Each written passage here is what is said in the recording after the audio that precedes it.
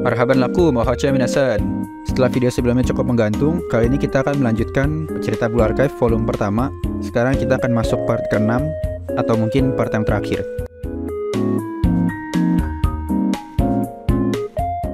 Melanjutkan cerita sebelumnya, ketika Sensei mengajukan sebuah ide. Sekarang kita berada di Gehenna Academy. Sensei meminta izin agar bisa bertemu dengan Hina.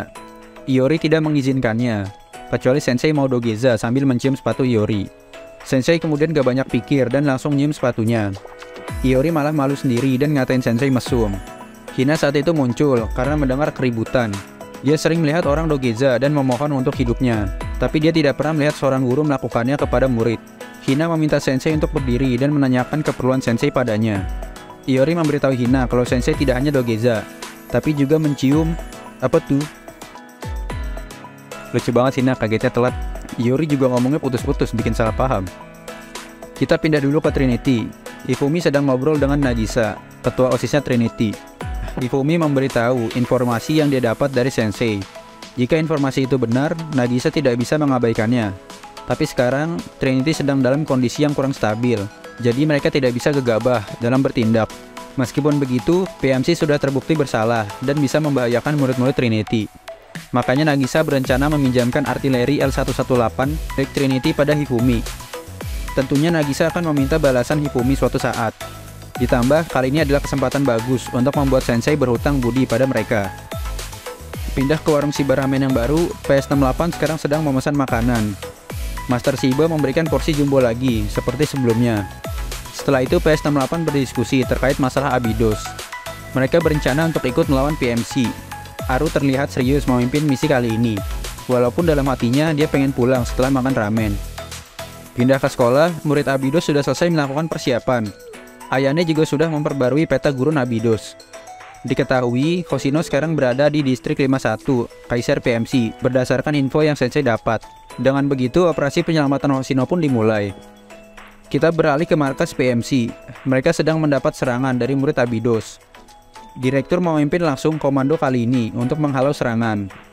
Dia memerintahkan pasukan yang berada di utara dan timur untuk ikut menyerang. Saat itu, PMC mendeteksi sebuah kelompok kecil lain yang menghadang pasukan mereka. Tentara PMC kemudian melapor kalau pasukan itu hanya berisi 3 orang. Mereka adalah perfect team. Ada Hina, Iori, dan Chinatsu. Sedangkan Ako membantu dari jarak jauh. Hina memimpin langsung serangan kali ini. Dia tidak akan membiarkan pasukan bantuan PMC mendekati Sensei. Murid Abydos sekarang sudah mendekati lokasi yang Sensei berikan. Mereka juga mendeteksi pasukan bantuan yang sedang mendekat ke arah mereka dari jarak 2 km. Saat itu terdengar suara tembakan. Shiroko mengetahui kalau suara itu adalah artileri L118 milik Trinity. Mereka kemudian mendapat telepon dari maksudnya Faust. Dia telah mendapat izin dari klub pesta teh untuk memberi dukungan pada Abydos. Murid Abydos berterima kasih untuk itu dan akan memanfaatkan kebingungan yang sedang terjadi pada Kaisar PMC.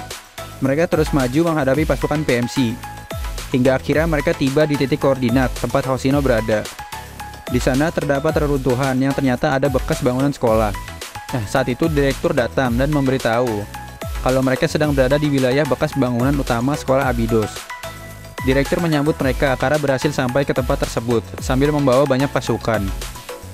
Direktur jelasin kalau reruntuhan ini telah diabaikan karena gurunifikasi. Dulunya tempat ini adalah jantung dari wilayah Abydos. Di bawah pasirnya terdapat salah satu akademi yang paling berpengaruh di Kifotos. Di sini juga Kaisar diminta oleh Gematria untuk membuat laboratorium penelitian. Nonomi menanyakan keberadaan Hoshino. Direktur dengan baik hati memberitahu keberadaan Hoshino, yang sekarang sedang berada di bangunan yang ada di belakangnya. Dia juga bilang kalau kemungkinan percobaan pada Hoshino sekarang sudah dimulai. Jika mereka ingin Hoshino kembali, mereka harus melawan Kaisar PMC terlebih dahulu. Murid Abydos bersiap untuk menghadapi Kaisar PMC. Tapi saat itu terjadi ledakan lagi di dekat mereka.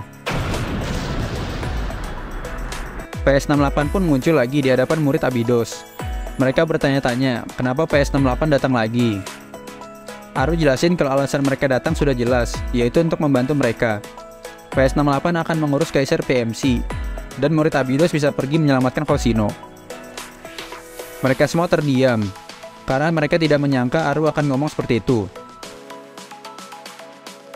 Dalam hati, Aru pun gak nyangka bisa keceplosan.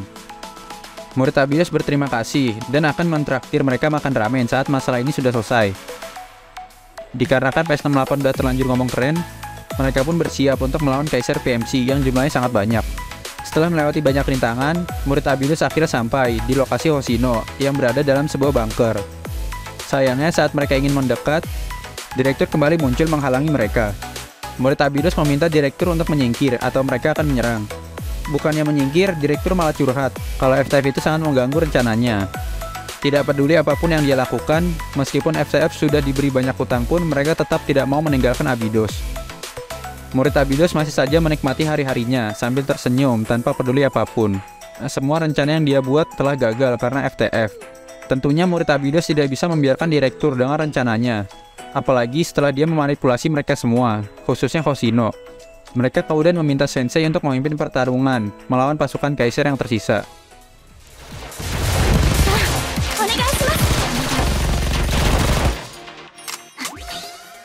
Beralih sebentar, kita akan melihat percakapan masa lalu milik Hoshino dengan seseorang.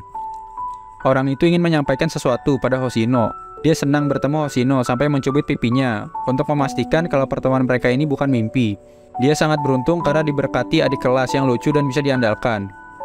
Bagi dirinya, bisa menghabiskan waktu bersama Hoshino seperti keajaiban. Hoshino merasa hal tersebut biasa saja karena mereka selalu bertemu setiap hari, jadi tidak ada yang spesial. Orang itu tahu, tapi bagi dirinya, keajaiban bukanlah sesuatu hal yang dilihat hanya dari frekuensi, jarang atau seringnya saja.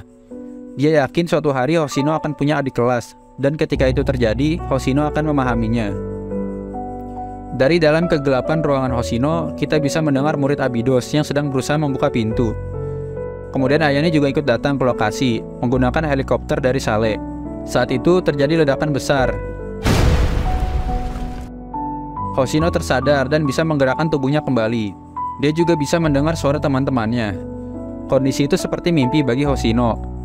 Mimpi atau bukan, Hoshino ingin merasakan itu sekali lagi. Saat itulah muncul cahaya terang yang memanggil nama Hoshino. Hoshino melihat semua anggota FTF ada di hadapannya. Dia tidak menyangka akan terjadi seperti ini. Sensei kemudian menyapa Hoshino, yang membuatnya kembali dalam kenyataan. Mereka semua menyambut kembali Hoshino dan tertawa bersama. Lanjutannya silahkan kalian baca subtitlenya.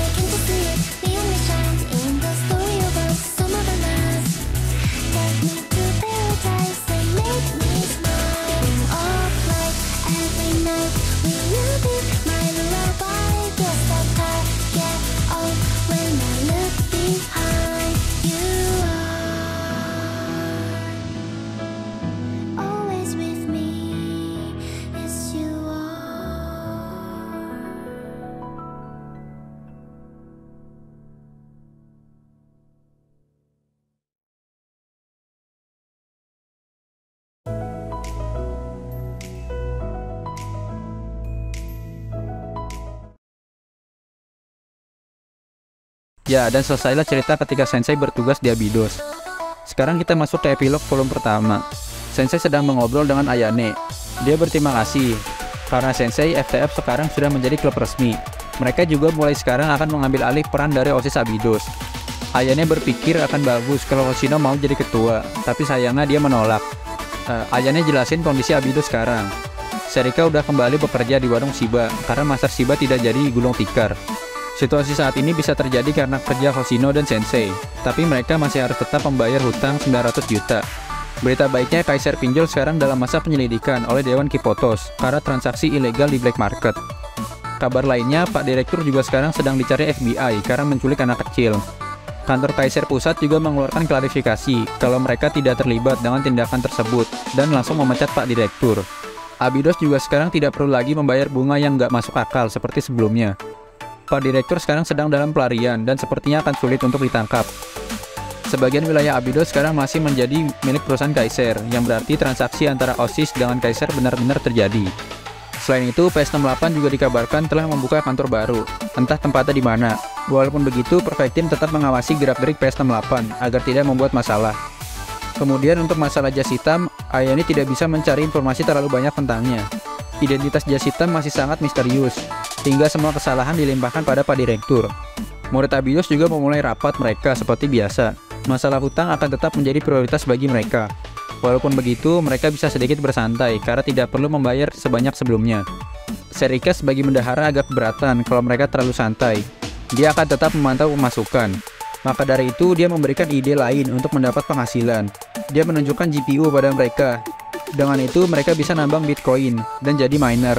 Ada aja murid satu ini. Dan seperti biasa, murid lain ragu dengan idenya Serika. Shiroko menyarankan ide lain, tapi langsung ditolak sama Hoshino. FTF kembali seperti biasa, meskipun ada yang berubah, tapi ke arah yang lebih positif. Mereka sekarang menjadi lebih dekat dari sebelumnya. Itulah laporan dari Ayane terkait situasi saat ini. Ayane berharap untuk kerjasamanya lagi lain kali bersama Sensei.